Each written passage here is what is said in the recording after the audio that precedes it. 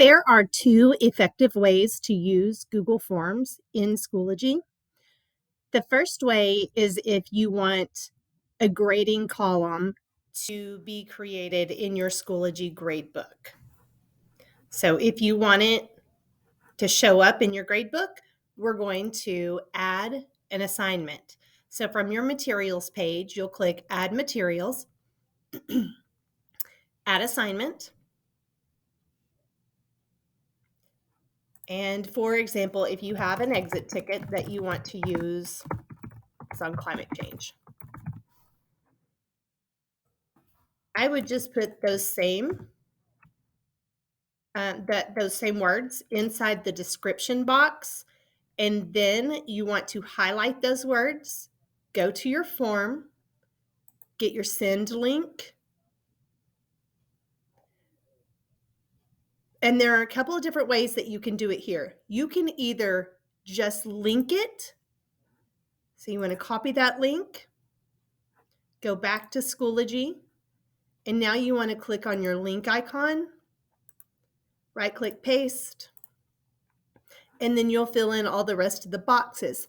Or if you want to embed this so that it shows up on your materials page, the way that you would do that is you would go back to your form. Here you want to get your embed code, copy, go back to Schoology. Now you want to go over to your dots that allow you to switch to HTML. Click on that. I'm going to erase this stuff out of here. And now we want to switch back by clicking your dot. And now you see that you have the form in the description box. You can't see it yet, but it is there. Now you want to make sure that you have your due date and your points values, your category. If this were ungraded and you still wanted this to be a grading column, you would change your points to 0. You would change your category to ungraded. You want to uncheck sync to SIS. I always like to turn off comments. You can copy to courses if you want to by clicking the little clipboard and copy to different courses. And now you want to create after you align. Don't forget to align to your standards. And now create.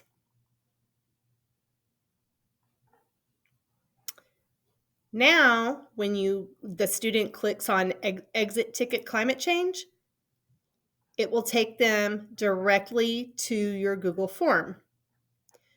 The other way to do this is if you do not want it to be added as a grading column. If you just want to assess for what your students know, but you don't need a grading column, you're not going to give a grade on it. You want to go to Add Materials, Add Page, and here you also want to use the embed code. So you want to go to your form, click on Embed, the brackets, copy the embed code. Here you want to click on to switch to HTML. It's these two little dots on the far right. We're going to paste your HTML in there. Now you want to switch back to visual, and your form is there. And there's one more step for this one. And this is if you want it to show on your materials page, you would click Display in Line. And that's the little it looks like a newspaper in the bottom. And now create. So when you do it that way, when you click that additional newspaper looking icon, your form or your exit ticket will show up on your materials page. If you don't want it that way, then you can change it by editing and then scroll down to it looks like the newspaper. And now you want to change that setting to display on new page. And so now it will not show up on your materials page as a whole form. It's just a link, and then it takes your students straight to it when they click on it.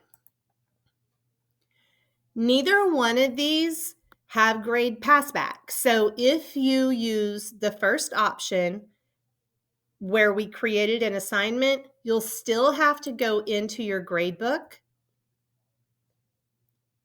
and you'll have to add the grade manually.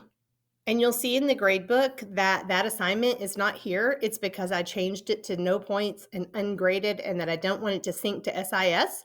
So I'm going to change that so you can see what it looks like. Just go back to my materials page, click on the drop down, edit. I'm going to change this back to a points value, my category to classwork, sync to SIS, save changes. And now